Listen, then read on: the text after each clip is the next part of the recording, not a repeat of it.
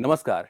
Varthaman Mahavir open university Kota के इस कार्यक्रम में मैं doctor Harish Kumar, assistant professor in school of media and communication studies, Galgotia university, आप सभी का बहुत बहुत स्वागत करता हूं। और आज मैं आपसे बातें करना चाहता हूं वेबसाइट, कॉन्सेप्ट और उसके डिफरेंट टाइप्स के ऊपर।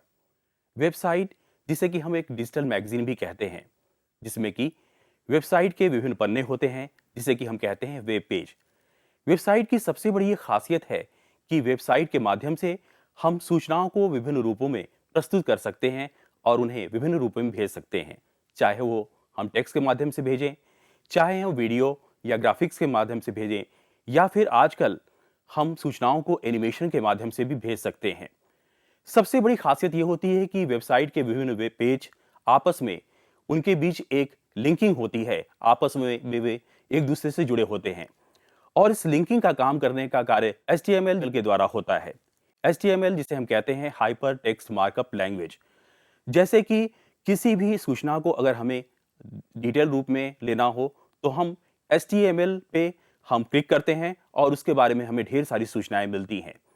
इस प्रकार से डिजिटल माध्यमों के इस संसार में वेबसाइट निश्चित रूप से ही सूचनाओं को प्रदान करने का एक महत्वपूर्ण सोर्स बनता जा रहा है। और वेबसाइट के द्वारा जिस तरह की हम सूचनाएं लोगों तक पहुंचाते हैं, उसके अनुसार हम विभिन्न प्रकार के वेबसाइट को हम डिजाइन कर सकते हैं। तो आइए अब हम जानते हैं वेबसाइट के विभिन्न प्रकारों के बारे में। सबसे पहले हम जानना चाहेंगे कि वेबसाइट को टेक्नोलॉजी के आधार पर हम किस तरह से बांट सकते हैं। अगर हम तकनीक की बात करें तो स्टैटिक वेबसाइट, ये एक इस तरह का वेबसाइट है जिसमें सूचनाओं को हम लंबे समय तक एक ही रूप में रखना चाहते हैं। इसे हम ऑनलाइन ब्रोशर वेबसाइट भी कहते हैं। खास तौर पे कई बार विज्ञापनों के लिए कुछ ऐसी चीजें डिजाइन की जाती हैं जिसे एक लंबे समय तक दर्शकों के लिए रखना पड़ता है।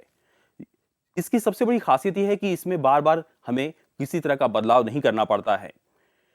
दूसरी तरफ अगर तकनीक की हम बात करें तो एक दूसरी तरह की वेबसाइट भी होती है जिसे हम बोलते हैं डायनेमिक वेबसाइट।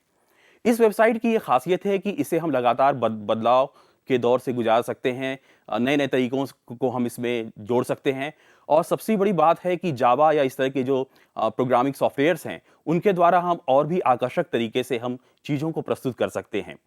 और आजकल डायनेमिक वेबसाइट बहुत ज़्यादा पॉपुलर वेबसाइट हो रहे हैं, क्योंकि इन वेबसाइट्स में जो भी जुड़ना चाहते हैं उनके लिए ईमेल लिंक भी दिए गए होते हैं, जहां पर वो ईमेल के माध्यम से भी वेबसाइट के थ्रू अपनी बातों को रख सकते हैं और सूचनाओं के अथाह संसार में इंटरेक्ट कर सकते हैं। आइए अब हम बढ़ते हैं वेबसाइट के प्रारूप के ऊपर, जो कि हम on the basis of function के बारे में हम बताना चाहेंगे कि फंक्शन के आधार पर हम वेबसाइट को किस तरह से हम बांट सकते हैं। जैसा कि अगर हम बात करें तो आजकल व्यक्तिगत रूप से सूचनाओं को, जो भी सूचनाएं हमारे पास हैं, उन सूचनाओं को हम जब प्रदान करना चाहते हैं तो उसके लिए हम पर्सनल वेबसाइट बना सकते हैं। पर्सनल वेबसाइट हमारे लिए इसलिए भी ज़रूरी है कि अगर किसी भी हम इंटरव्यू के लिए जाना चाहते हैं, या फिर हम चाहते हैं कि परिवार के या फैमिली के लोग या फ्रेंड्स ग्रुप के लोग कुछ इस तरह की सूचनाओं के साथ जुड़ें जिसमें कि किसी पर्टिकुलर पर्सन के पर्सनालिटी के बारे में सारी इंफॉर्मेशन हो, उनके पिक्चर्स हों, वीडियोस हों, यहाँ तक कि उन एक व्यक्ति ने जिस तरह का कार्य किया हो, तो उसके लिए पर्सनल वेबसाइट से अच्छा कुछ भी नहीं हो सकता है। और आजकल बहुत सारे ऐसे सेलिब्रिटीज़ हैं जैसे कि अमिताभ बच्चन, जिन्होंने अपनी पर्सनल वेबसाइट भी बना रखी है। और अब हम बढ़ते हैं अगले वेबसाइट के बारे में, जो कि है कमर्शियल वेबसाइट। कमर्शियल वेबसाइट आजकल एक बहुत बड़ा एक माध्यम बन चुका है, एक बहुत बड़ा प्लेटफॉर्म बन चुका है, जहां पे बहुत सारी कमर्शियल ट्रांजैक्शंस होती हैं।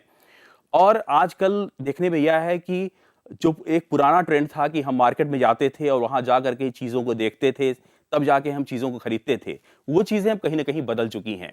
और आजकल ऐसे वेबसाइट्स जैसे कि फ्लिपकार्ट, या हम बात करें इस तरह के और भी वेबसाइट हैं जो हमें इस तरह का प्लेटफॉर्म मुहैया कराते हैं, जहां पे हम प्रोडक्ट्स को वर्चुअली देख सकते हैं और कई बार हम उसके विभिन्न डिज़ाइनों को भी देख सकते हैं और उसके अकॉर्डिंग हम किसी प्रोडक्ट का ऑर्डर भी प्लेस कर सकते हैं। तो कमर्शियल वेबसाइट से एक खासियत ये है कि हमारी समय की बचत तो होती ही है, साथ ही साथ हमें कम रेट पर भी विभिन्न प्रोडक्ट्स मिल जाते हैं। इसी कड़ी में अगर हम बात करें तो एक अगली वेबसाइट है, वो है गवर्नमेंट्स की वेबसाइट। गवर्नमेंट के डिफरेंट डिपार्टमेंट्स हैं, गवर्नमेंट की विभिन्न योजनाएं हैं, और गवर्नमेंट लोगों तक पहुंचने के लिए या कह सकते हैं कि आजकल गवर्नमेंट में भी एक कॉन्सेप्ट है कि कैसे जनता के बीच जल्दी से जल्दी पहुंचा जाए और जनता की भागीदारी भी सरकार की विभिन्न योजनाओं में हो।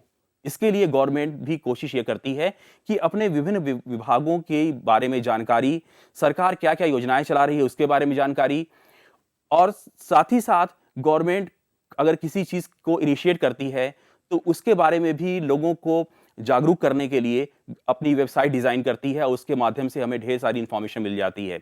चाहे हम बात करें हमें अगर पासपोर्ट बनवाना हो, तो उसके लिए भी कई बार हमें किसी पासपोर्ट कार्यालय में जाने की ज़रूरत नहीं पड़ती है। हम सिर्फ़ एक वेबसाइट पे जाते हैं और सारी इन्फॉर्मेशन भर करके हमें जो है पासपोर्ट के बारे में अपनी डिमांड हम प्लेस कर सकते हैं। यहाँ तक कि आजकल तो रेलवे काउंटर पे भी जाने की ज़रूरत नहीं पड़ती है।